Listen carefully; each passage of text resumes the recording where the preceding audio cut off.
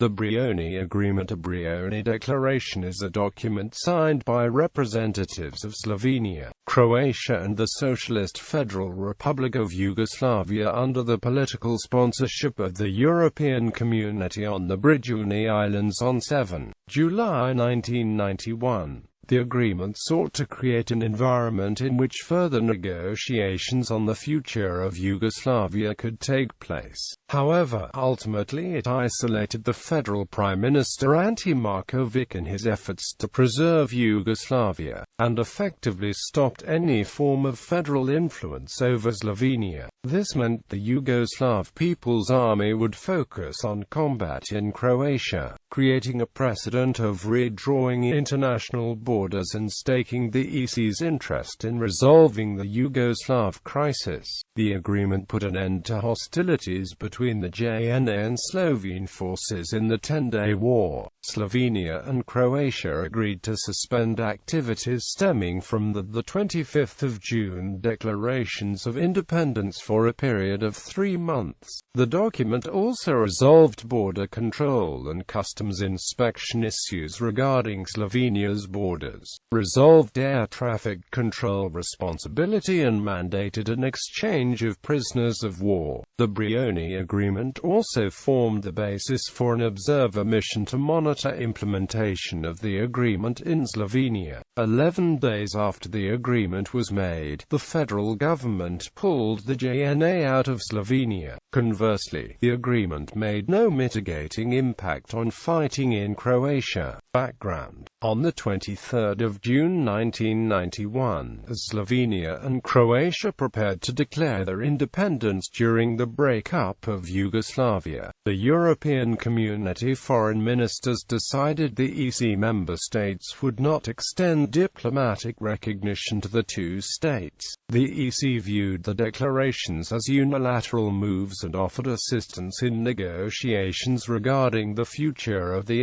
SFR Yugoslavia instead. At the same time, the EC decided to suspend direct talks with Slovenia and Croatia.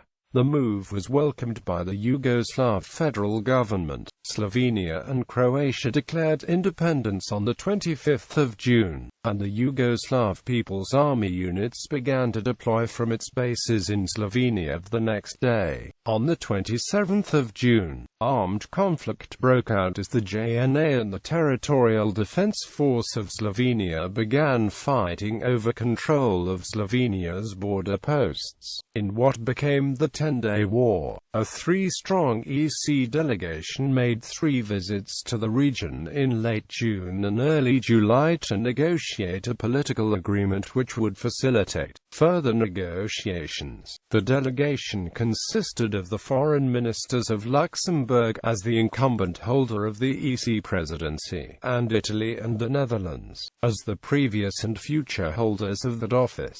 The delegation members were Jacques Pouz, Gianni de Michaelis, and Hans van den Broek. Prior to the delegation's arrival in Belgrade, Pouz told reporters that the EC would take charge of the crisis. There, the delegation was met by Serbian President Slobodan Milosevic, who dismissed the prospect of Croatia leaving the Yugoslav Federation because its population contained 600,000 Serbs. On the 29th of June, Croatia and Slovenia agreed to suspend the declarations of independence to allow time for a negotiated settlement. The EC delegation appeared to make progress when Serbia responded to the move by ceasing their opposition to the appointment of a Croatian member of the federal presidency, Stjepan Mesic, as the body's chairman on the 30th of June. The appearance of a success was reinforced when the JNA ordered its troops posted in Slovenia to return to the barracks.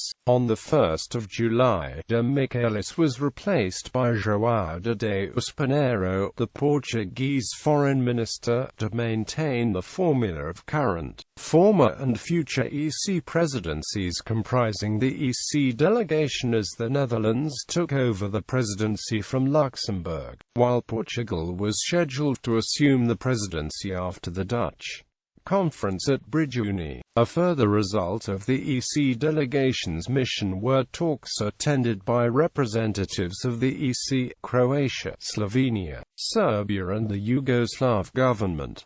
The talks were held at Brioni Islands on the 7th of July. Besides the EC delegation, headed by Van den Broek, 5 out of 8 members of the federal presidency attended the talks: Mizek, Bojic Bogicevic, Janez Drnovsek, Branko Kostic and Vasil Tupurkovsky. The Yugoslav Federal Prime Minister Ante Markovic was also present, as were the Yugoslav Federal Foreign Minister Budimir Lončar, Interior Minister Petar Gračanin and the Deputy Defense Minister Vice Admiral Stane Bruvit. Croatia was represented by President Franjo Tudman, while President Milan Kukan attended on behalf of Slovenia. Serbia was represented by Borisav Jovic, a former Serbian member of the federal presidency who had resigned from the position on the 15th of June, instead of Milosevic, who refused to attend. Starting at 8 a.m., the EC delegation held separate talks with Kukan and his assistants, then with Tudman and his assistants, and finally with Jovic.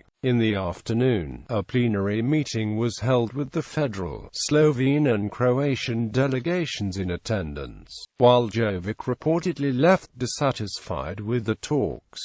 The agreement was prepared at the EC Council of Ministers in The Hague on the 5th of July. It consisted of a joint declaration and 2 annexes detailing the creation of an environment suitable to further political negotiations and guidelines for an observer mission to Yugoslavia. The agreement, which became known as the Brioni Declaration of the Brioni Agreement, required the JNA and the TDS to return to the bases, and stipulated that Slovene officials were to control Slovenia's borders alone, and that both Slovenia and Croatia were to suspend all activities stemming from the declarations of independence for 3 months. The observer mission set out by the Brioni Agreement materialized as the European Community Monitor mission tasked with monitoring the disengagement of the JNA and the TDS in Slovenia, and ultimately the withdrawal of the JNA from Slovenia. Aftermath. Even though little was agreed upon and the agreement was later interpreted differently by its signatories, the Brioni Agreement established the EC's interest in the region, and the first EC Ministerial Conference on Yugoslavia was held in The Hague on 10 July. The ECMM helped calm several standoffs around military barracks in Slovenia and facilitated negotiations between Slovene authorities and the JNA regarding the withdrawal of the JNA from Slovenia. In Croatia, armed combat continued and the JNA shelled the city of Osijek the same evening the agreement was signed. The federal presidency ordered the complete withdrawal of the JNA from Slovenia on the 18th of July in response to Slovene actions in breach of the Brioni Agreement. The ECMM's scope of work was expanded to include Croatia on the 1st of September. By mid-September, the war had escalated as the Croatian National Guard and police blockaded the JNA barracks, and the JNA embarked on a campaign against Croatian forces. The Brioni Agreement isolated Markovic, who tried to preserve the federation, but was ignored by Van den Broek, who appeared not to comprehend issues presented before him, and the EC delegation tacitly encouraged the dissolution of Yugoslavia. The agreement diminished the authority of part of the JNA's leadership, who fought for the preservation of the Yugoslav Federation. The agreement was also unfavorable for Croatia because it was left to defend against the JNA and Serb forces. By effectively removing Slovenia from influence of the federal authorities, especially the JNA, the agreement fulfilled one of the Serbian nationalists' goals, allowing the redrawing of international borders. Sabrina Ramat noted that Kukan and Milosevic reached an agreement in January 1991 in which Milosevic gave his assurances that Slovenia's independence bid would not be opposed by Serbia.